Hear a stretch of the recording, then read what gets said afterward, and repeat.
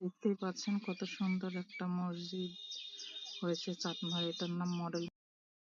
আসসালামু আলাইকুম। এটা ছিল চাটমোহর মডেল মসজিদের সাইড থেকে ধারণকৃত কিছুটা অংশ।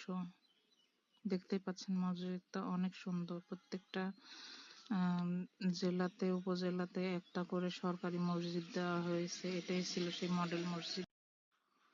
এটা ছিল মসজিদের সামনে থেকে। এখন সামনে থেকে আপনাদের একটু দেখিয়ে দিচ্ছি। এটা ছিল সুউচ্চ মিনার এবং এই সাইডে ছিল মাদ্রাসা।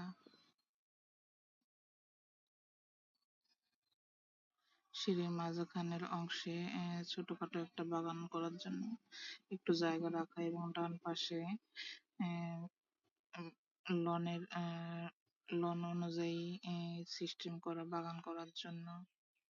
দেখতে অসম্ভব সুন্দর ছিল মসজিদটা। প্রতিটা জেলা এবং উপজেলায় সরকারি মসজিদ নির্মাণ করা হয়েছে, তার মাঝে এটা ছিল একটা। আমি উপরে উঠে যাই এবং উপরের চারপাশটা দেখিয়ে দিচ্ছি আপনাদের আবারও। এটা ছিল ডান পাশের গেটের পাশ দিয়ে ছেলেরা নামাজ পড়ার জন্য ভেতরে যেতেন, আর এটা বাম পাশে মেয়েরা এই পাশ দিয়ে নামাজের জন্য ভেতরে যান।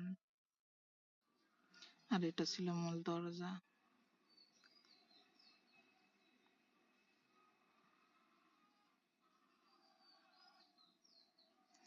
ভেতরে ঘোরাফেরা শেষে নেমে আসি।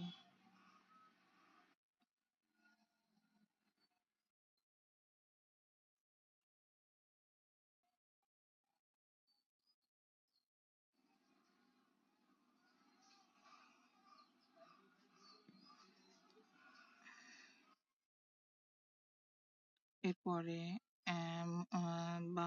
ডান পাশের মূল গেটের কাছে গিয়ে দেখি তালা দেওয়া। এখানে সম্ভবত এখন কোনো লোকজন ছিল না, যার কারণে একটু আহ, উম, বের হয়ে আসি এবং পাশে দেখি এক চাচা বসেছিলাম। ওনাকে অনেক অনুরোধ করার পরে উনি তালাটা খুলে আমাদের সঙ্গে কথা বলার জন্য প্রস্তুত হন কিছু সময়ের জন্য। দেখতেই পাচ্ছেন এই পাশে ছোটখাটো একটা বাগান করার জন্য আরো একটু জায়গা ছিল এবং এ পাশে বাম পাশে বিশাল জায়গা করা ছিল বাগান করার জন্য। চাচা দরজা খোলার পরে অনেক কথাই বলেন এবং দেখতেই পাচ্ছেন এখানে ইসলামিক লাইব্রেরি ছিল। এটা ছিল পুরুষদের নামাজে যাওয়ার সিঁড়ি। পুরুষেরা দোতলায় নামাজের জন্য যেতেন এই পথ দিয়ে। এরপরে ছিল সিসি সিসি রুম এবং এর পরেরটা ছিল ইমামের ট্রেনিং সেন্টার রুম। এখানে ইমামদের ট্রেনিং দেওয়া হয়, যার কারণে এই সময় রুমটা বন্ধ ছিল।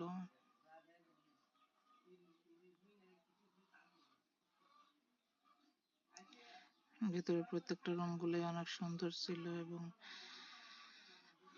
সেখান থেকে বের হয়ে আসি। এবার এটা ছিল দ্বিতীয় তলা। দ্বিতীয় তলার কয়েকটা রুম। এখানে বিভিন্ন ধরনের কাজের জন্য এক একটা রুম বরাদ্দ ছিল। দেখতে পেলেন এখানে ওয়াশরুম ছিল, তারপরে ডাইনিং রুম। এখানে ইমাম, মুয়াজ্জিন এবং বাহির থেকে আগত ইমামরা খাওয়া দাওয়া করতেন। এটা ছিল অটিজম কর্নার। এখানে বিভিন্ন ধরনের প্রতিবন্ধী লোকজন বসে নামাজ পড়ার জন্য রাখা হয়েছে। এটা ছিল অফিসের সিঁড়িঘর। অফিস রুমে যাওয়ার জন্য যে সিঁড়িটা, এখানে তালা দিয়ে রাখা হয়েছে যাতে অন্য কেউ ব্যবহার করতে না পারে।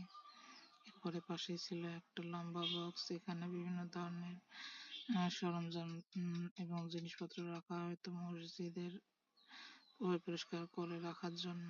এটা ছিল মহিলাদের সিঁড়িঘর। এ পাশ দিয়ে দোতলা তিনতলায় উঠতেন মহিলারা নামাজের জন্য। এরপরে আমরা ভেতরটা দেখা শেষ হয়ে গেলে বের হয়ে আসি বাহিরে এবং বাহিরে মসজিদে ঢোকার প্রথমেই বাম সাইডেই ছিল বাগান করার জন্য লম্বা একটা কার্নিশ। এরপরে আসি এখানে যে চাচা থাকেন সেখানে তার রুমটা একটু দেখি। রুমের অবস্থা, তার পাশেই ছিল স্টোর রুম এবং এখানে একটা ছোট জল চৌকি পাড়া ছিল। দেখতেই পাচ্ছেন চাচার রুমের অবস্থা। এখানে দুইটা শেলফ ছিল অগোছালো এবং তিনি কোনো রকমে মেঝেতে বিছনা করছেন। কবে, কত এই সালে? 9 বছর। এই 9 বছর। সবার 1 বছর আগে থেকেই তার ভিতরে গেলে আসে ও, আলাদা নিয়ে গাইছে। এখন ওই চা চিন্তা খাওয়ার মধ্যে আল্লাহ চালায়। যে যারা একটু ভালোবাসে তারা দেশের থেকে যায়, ওই যে চাল ডাল কিনা এগুলো খায়। একটা রাইস কুকার কিনে দিছে। আর এই যে মসজিদের অথরিটির লোকজন আছে, ইনারা ইনারা খরচ দেন আপনার? না না, এরা খরচ দেয় না। এরা খরচ দেয় এই পড়ে উঠি, যদি 5 দিনের পড়ে মরেও থাকে তা ওরা টাকা থেকে দেখবে না। লোকটা না 3 দিন বাড়ায় না, লোকটা মরেই গেল না, টাকা গেল তাও দেখবে না। এটা কেমন কথা? মরের মসজিদের ভিতরে তারা চাকরি করে 3 দিন ধরে না আগা পড়ে থাকি, তা ওরা টাকা দেয় না। ওই লোকটা মরেই গেল না, তারাই গেল তাও দেখে না। বুঝছেন, এ মতো অবস্থাটা। আবার আপনাকে হচ্ছে মাসে টাকা পয়সা কিছু দেয়? হ্যাঁ, অন্যান্য লোক সাহায্য বাহ্য করে। না, সাহায্য না, এমনি মসজিদ কমিটি থেকে আপনাকে বেতন দেয় না, যে হয়তো না কিছু না, টাকা? এরকম বেতন দেয় না। আমি তো খুব সরকারি কোনো লোক না। আগে যখন নাইট ডিউটি ছিলাম তখন এই কোম্পানি বেতন দিত। না, সরকারি দেও না। আপনি যে এখন আছেন, এখন তো কেউ নাই, এখন যে একটু দেখাশোনা করতেছেন সে অনুযায়ী তো আপনার হাতে কিছু দেওয়া দরকার, সেটাও কি দেয় না? সে কি যাবো, কিচ্ছু দেয় না। বুঝছেন, মরের মধ্যে ভিতরে প্রত্যেক কল্যাণী ধরে মরেও যায়, তার 3 দিন না খা মরলেও ওই দেখে না তারা। তখন অবস্থা একবারে না ঘরে যায়, তখন লাঠি ঘর দিয়ে হিন্দু চারটেও যাবো, তাই খুবই দিনের বসা থাকে। এই মতো অবস্থা হয়। কেমন লোক হয় নামাজে? আমাদের শুক্রবার দিন মহিলা হয় 3 তলায় বাড়ি হয়, ও, আবার 2 তলায় বেটা তলা বাড়ি হয়। আর শুক্রবার বাদে কেমন লোক হয়? না, তাছাড়া মানে 20-25 জন এই হয়। হালকা পাতলা। 20-25 দিন হয়, তারপরে আর হয় না। আর শুক্রবার দিন বাড়ি হয়, 3 তলা মহিলারা হয় আর 2 তলায় বেটা সব হয়। এতে বোঝা যাচ্ছে আল্লাহ লাগছে। কুদ্দুস চাচার কথাগুলো শোনার পর আমি মাননীয় প্রধানমন্ত্রীর দৃষ্টি আকর্ষণ করছি, উনি যাতে এরকম লোকদের সাহায্যার্থে কিছু করার পদক্ষেপ নেন। অবশেষে বের হয়ে আসি এবং আবারও একবার দেখিয়ে দিচ্ছি মসজিদটা।